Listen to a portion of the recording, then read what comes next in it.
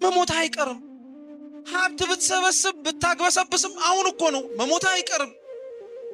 ብትሳደብ፣ ክፉ ብትናገር፣ ልከበር ብትል፣ ሁሉንም ነገር ብታረግ አሁን እኮ ነው። ከሆነ ሰዓት በኋላ አንተነትህን ትረሳለህ፣ አፈር ውስጥ ትገባለህ። በሞታችሁበት ቅጽበት ሰው በምን ያክል ፍጥነት እንደሚረሳችሁ ብታውቁ ሰውን ሳይሆን እግዚአብሔርን እያስደሰታችሁ ትኖሩ ነበራል። አሁን የምንኖረው ማንን ለማስደሰት ነው? ለሰው አንወሻሽ። ለሰው ሁሉን መሸከም ትፈልጋላችሁ? ሁሉን መቻል፣ ሁሉን ማሳለፍ፣ በሁሉም ቦታ ላይ ክርስቲያን መሆን ትፈልጋላችሁ? እግዚአብሔርን ተሸከሙት በቃ። እና እንዴት ህይወታችን በሙሉ ምስቅልቅሉ አይወጣም? ሰውነታችሁ የተሰራው ክርስቲያኖች፣ የሁላችንም ሰውነት የታነጸው ለማን ቤተ መቅደስ እንዲሆን? ለእግዚአብሔር። በቃ ለሌላ አይስማማም። አይገርማችሁም? እንደኛ ምላስ እኮ አማኝ የለም። እንደኛ ምላስ ታዛዥ የለም። እንደኛ ምላስ እግዚአብሔር የሚል የለም።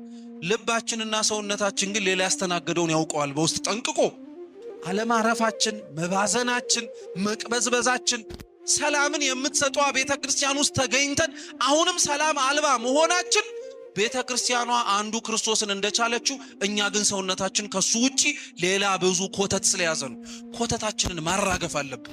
እንቅጩን ነው፣ እውነቱን ነው የምነግራችሁ ክርስቲያኖች። ሁላችንም ኮተቱን ማራገፍ አለብን። ለእግዚአብሔር የማይስማማውን እሱ አብሮ ሰውነታችን ላይ እንዳይገኝ የማይጋብዘውን ነገር በሙሉ ማራገፍ አለብን። በምንም አይነት ምክንያት ብቻ እግዚአብሔር ያለበት ቦታ እንደሆነ ብቻ አረጋግጡ። መስተካከል መታረም አለብን። እዚሁ ነው መታረምና መስተካከል ደግሞ ያለብን። ለአንዴና ለመጨረሻ ጊዜ ከዚህ በኋላ ለኃጢአት አልመለስም ብሎ ከእግዚአብሔር ጋር ሊጣበቅ የመጣለ ሁላችንን እንዲህ አድርገን። በነገራችን ላይ በጣም ትልቅ ቁርጥ ያለ ውሳኔ ነው። በጣም እኮ ነው የምንገርመው። አንዳንዶቻችን ለከት የለንም ራሱ እኛው አይደለን እንዴ ከአሕዛብና ከአረመኔው የባስ ነው? እውነት ነው ሐሰት ነው? እውነት እኮ ነው። አብዛኞቻችን አስመሳይ ነን። ቤተ ክርስቲያን ውስጥ የምንኖረውን ቤተ ክርስቲያን ውስጥ የምንሆነውን ውጭ አንሆነው። እዚህ አልጣላውም፣ ጸብ አልፈጥርም፣ በሰላም ነው የምኖረው ካልክ ውጭም በሰላምና ያለ ጸብ ነው መኖር ያለብን። አብዛኞቻችን አኗኗራችን፣ አስተሳሰባችን፣ አነጋገራችን፣ ሁሉ ነገራችን ሲታይ የምንሰማ ነው እንጂ ወንጌልን የምንኖር ሰው አይደለም። ዛሬ ለምትማሩ ዛሬ እግዚአብሔር ምን ይለኛል ብላችሁ ስትመጡ ትላንትናስ ምን ብሎኝ ነበረ በሉ። እግዚአብሔር ሲናገር እንዴት መስማት አይናፍቅም ክርስቲያኖች? ይሄን ድምፅ እኮ የእግዚአብሔርን ቃል በእኛ በደካማ በባሪያዎቹ አድሮ ሲያስተምር ስለሰማችሁት ነው እንጂ እኮ እሱ ራሱ አምላካችን ቆሞ ራሱ ቢያስተምር እኮ ክርስቲያኖች የምትሰሙት ድምፅ እኮ ሽባን የሚተረተር ድምፅ እኮ ነው። ቃል እግዚአብሔር በጣም ክብር አለው ክርስቲያኖች። በስመ አብ ወወልድ ወመንፈስ ቅዱስ አሐዱ አምላክ አሜን። በስመ አብ ወወልድ ወመንፈስ ቅዱስ አሐዱ አምላክ አሜን። ሁላችንም እናማትብ። በስመ አብ ወወልድ ወመንፈስ ቅዱስ አሐዱ አምላክ አሜን። የልዑል እግዚአብሔር ቤተሰቦች በወደደን ባከበረን በአምላካችን ፍጹም ሰላም እንደምን ዋላችሁ? እንደምን አመሻችሁ? እንደምን እስከዚህ ሰዓት ደረሳችሁ? አሜን። ቸርነቱን ምሕረቱን ይቅርታውን በእድሜያችን ላይ ጨምሮ በፊቱም ያሳየነውን የእምነት ማነስ የምግባር ጉድለት አይቶ እንዳላየ በይቅርታ ይቅር እያለን ያቆየን እዚች ቅድስት ቤተ ክርስቲያን ደጅ እንድንሰበሰብ የፈቀደልን የረዳን አምላካችን ልዑል እግዚአብሔር ስሙ የተመሰገነ ይሁን። የሐዋርያው የቅዱስ ማቴዎስ ወንጌል ምዕራፍ 13 ከቁጥር 1 እስከ 9 ባለ የመጽሐፍ ቅዱስ ክፍለ ምንባብ መነሻነት ትምህርታችንን የምንማር ይሆናል። ሁላችሁም ባላችሁበት አረፍ አረፍ ብላችሁ ተረጋግታችሁ ተሰሙ ታደምጡ ዘንድ አደራ ለማለት ወዳለሁ። አምላካችን ልዑል እግዚአብሔር በጉባኤያችን መሃልም ተገኝቶ እንዲያስተምረን፣ እንዲመክረን፣ እንዲገስጸን የእርሱ ቅዱስ ፈቃድ ይሁንልን። የማቴዎስ ወንጌል ምዕራፍ 13 ከቁጥር 1 እስከ 9 ያለው ኃይለ ቃል እንዲህ ይላል።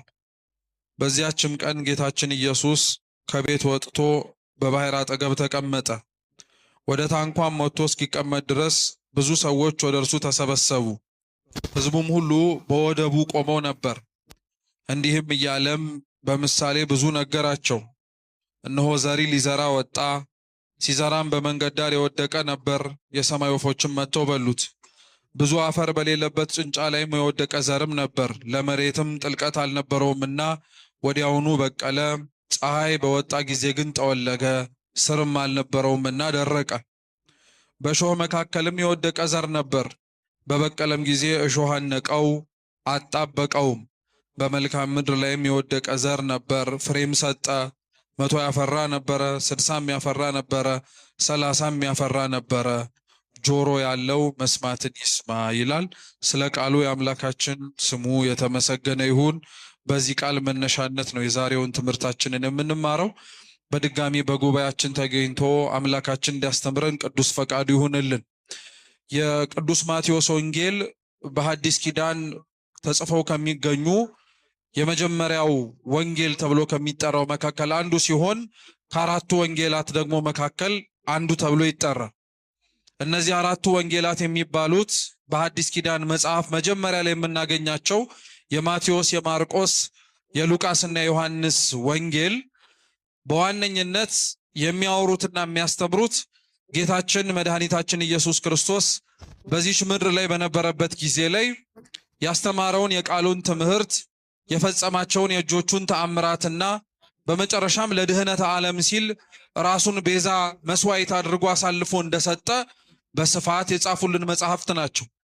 አባቶቻችን እንደሚያስተምሩን እነዚህን አራትን ወንጌላት ጌታችን መድኃኒታችን ኢየሱስ ክርስቶስ በአራቱ ወንጌላውያን እንዲጻፉ የፈለገበት ምክንያት አለው።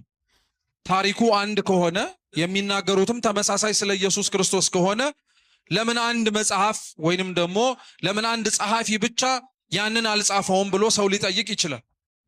በነገራችን ላይ የክርስቶስ ታሪክ የተጻፈባቸውን አራቱን ወንጌላት አራቱ ከሚጽፉት ለምን አንዱ አልጻፈውም ብሎ መጠየቅ ማለት ለምን ብሉይ ኪዳን 46 መጽሐፍ ሆነ ሁሉንም በአንድ ለምን አልጻፈልንም ብሎ መጠየቅ ያክል።